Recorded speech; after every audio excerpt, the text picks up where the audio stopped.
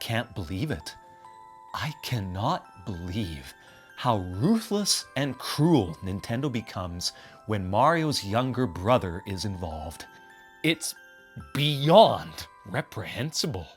The original Mario RPG reduced Luigi to instruction manual exposition, this one tiny blurb of text representing his wish at Star Hill that's been slightly altered in the remake, and this embarrassing sprite in the ending. If you watched my retrospective on the SNES version, I've got evidence and suspicions that this off-screen character, who you cannot see, who has no identifiable speech cues or patterns, might be Luigi, especially since Peach just tosses her parasol at him as if he doesn't exist, which fits his character profile. But it's not proven in the least. When I shared my hopes and worries for this game, I had so much naive optimism that maybe Luigi could become a party member. He might get scared of ghosts, or be a coward and run away from things, and may share a lot of Mario's moves, but hey, it was so nice to dream.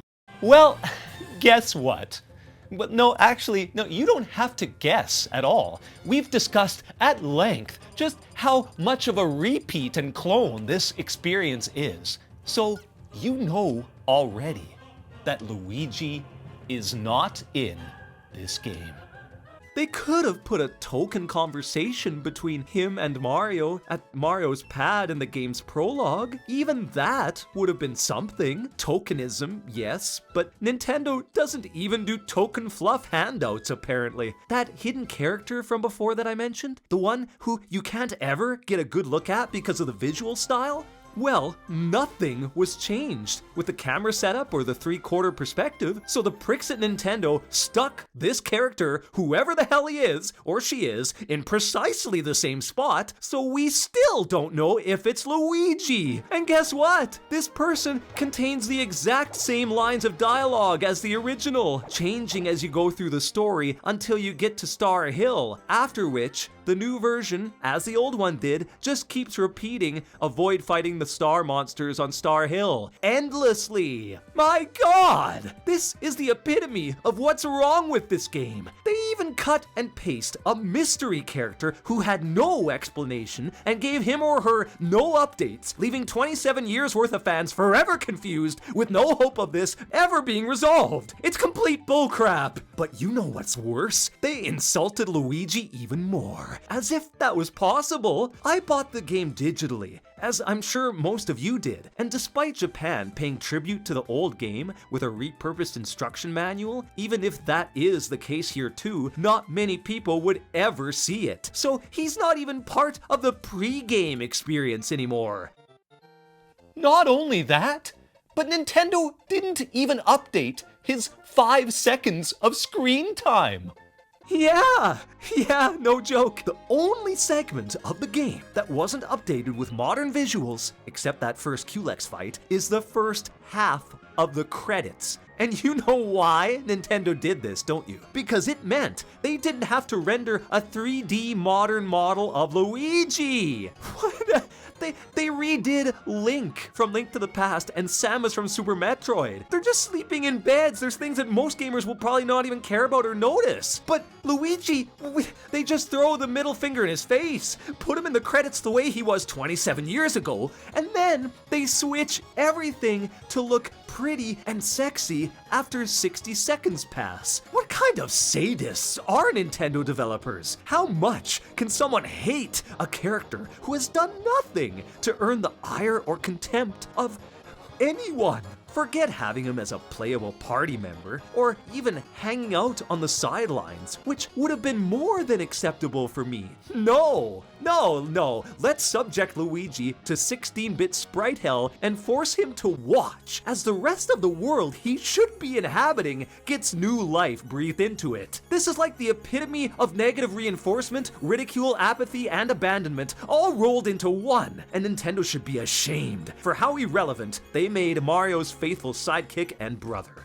There's a lot wrong with Mario RPG's remake, an astonishing amount. Flaws are embedded within game design, code, restrictive thought processes, etc., but those aren't on a personal level. Luigi is a character who has fans. He is a lot more popular today than he was in 1996, and for Nintendo to be this lazy as to not give him even a minuscule role in the story, much less a full-fledged party member, is pathetic. In a world with more ingenuity and passion, Nintendo would have had a new Game Plus option that starred Luigi, like New Luigi Brothers U. Imagine the hilarity that could have ensued with the different conversations. How awkward would it be as Peach and Luigi interact during the wedding scene? What about when they meet Gaz and he's so pumped to be playing as the Mario doll? Then Luigi comes in and he's like, whoa, is it?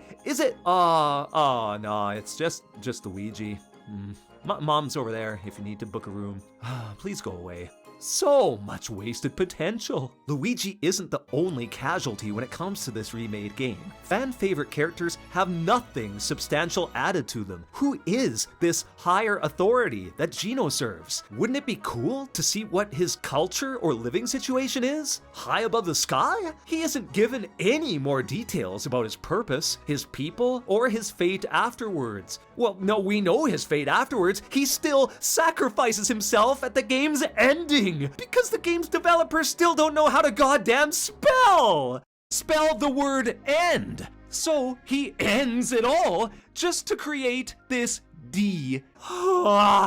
Mallow's family situation and foster upbringing are fully explored, and we already know enough about Bowser, Mario, and Peach, so why not spend a bit more time on Gino? Nah, that would require some more thought, right? Who wants to build on a fan favorite? No one cares, right? Caring, who does that? The villains, too. No one knows how or why this random sword just crashes through the Star Road. How did Smithy come across Mario's universe? Nintendo's answer, and Nintendo's answer to a lot? Who knows? Who cares? That's the key here. This game is a bottomless pit of wasted potential, but Luigi, or the lack of him, just describes how lazy Nintendo's approach was when they thought, oh, let's do the Mario RPG game again.